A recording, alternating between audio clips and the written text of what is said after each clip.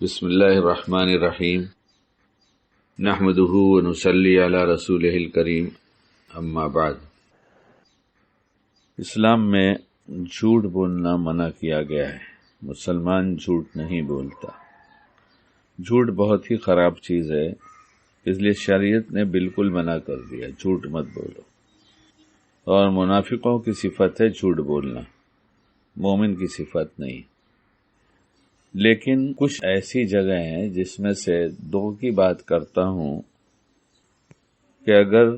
دو دوست یا دو بھائی آپس میں لڑ گئے ہوں، کسی وجہ سے، برسوں کی دوستی تھی، برسوں کا رشتہ تھا، محبت تھی، لیکن کسی بات پر ان میں آپس میں کچھ جھگڑا ہو گیا، تو ان دونوں بھائیوں یا دوستوں کو ملانے کے لیے اگر جھوٹ بولا جائے تو یہاں پر یہ جھوٹ بولنے میں گناہ نہیں ہوگا، بلکہ ملانے کے لیے جھوٹ بولنا ثواب کا کام بن جائے گا۔ جیسے وہ ایک سے ملاقات ہو گئی، اس سے پوچھا بھائی کیا ہوا تمہارے دوست کے ساتھ تمہارا، اور نام بھی مت لو اس کا، بالکل نام مت لینا، یہاں آیا چھوڑو، ارے بھائی کچھ تو بتاؤ، آخر ایسا کیا تمہاری برسوں کی دوستی تھی، اگر کوئی بات ہو گئی تو پھر ایسا بھی کیا اختلاف اور ایسا بھی کیا غصہ کہ اب ہم بات ہی نہیں کریں گے، اس کی بات مت کرو۔ بات یہ نہیں ہے، تم کہہ رہے ہو بات مت کرو، اور میں تمہارے دوست سے مل کر آیا ہوں،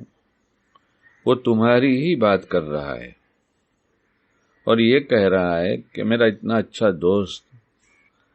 میں نے غصے میں آ کر اس کو کیا کیا کہہ دیا،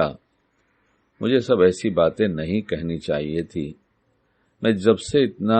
افسوس میں ہوں، شرمندہ بھی ہوں، اور ایسا غم ہے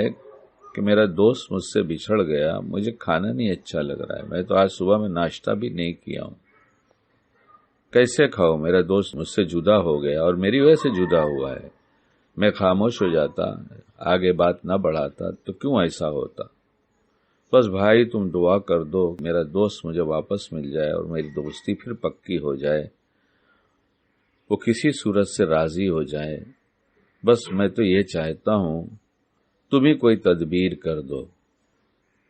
اب جس کے پاس یہ بیٹھا سمجھانے کے لیے، جو کہہ رہا تھا کہ مجھے اس کی بات بھی مت کرو،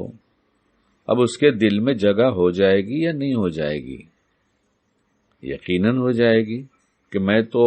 اب تک خیالوں میں نہ جانے اس سے کتنے جھگڑے کر رہا تھا کہ میں تو خاموش رہ گیا، ورنہ یہ بھی سناتا اور یہ بھی سناتا اور یہ بھی سناتا،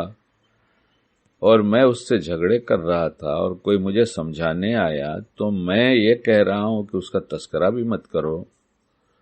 اور وہ میرا تذکرہ کر کر کے رو رہا ہے، پچھتا رہا ہے، شرمندہ ہو رہا ہے، غمزدہ ہو رہا ہے، اس کے دل میں جگہ ہو جائے گی نا؟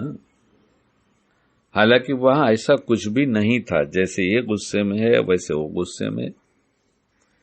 اب اس دوست کے پاس ہی پہنچ گئے، یہاں اس کے دل میں اس کے لیے جگہ بنایا،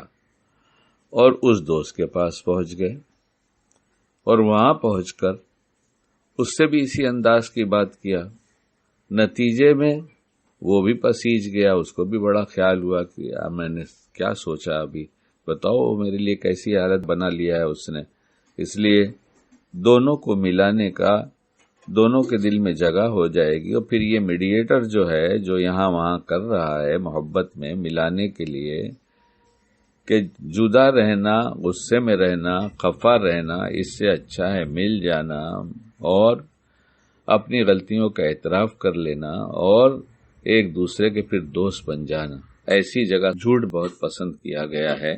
اللہ ہمیں موقع کی سوجھ بوجھ عطا فرمائے اور وہ کرنے کی توفیق دے جو اللہ کو پسند ہے۔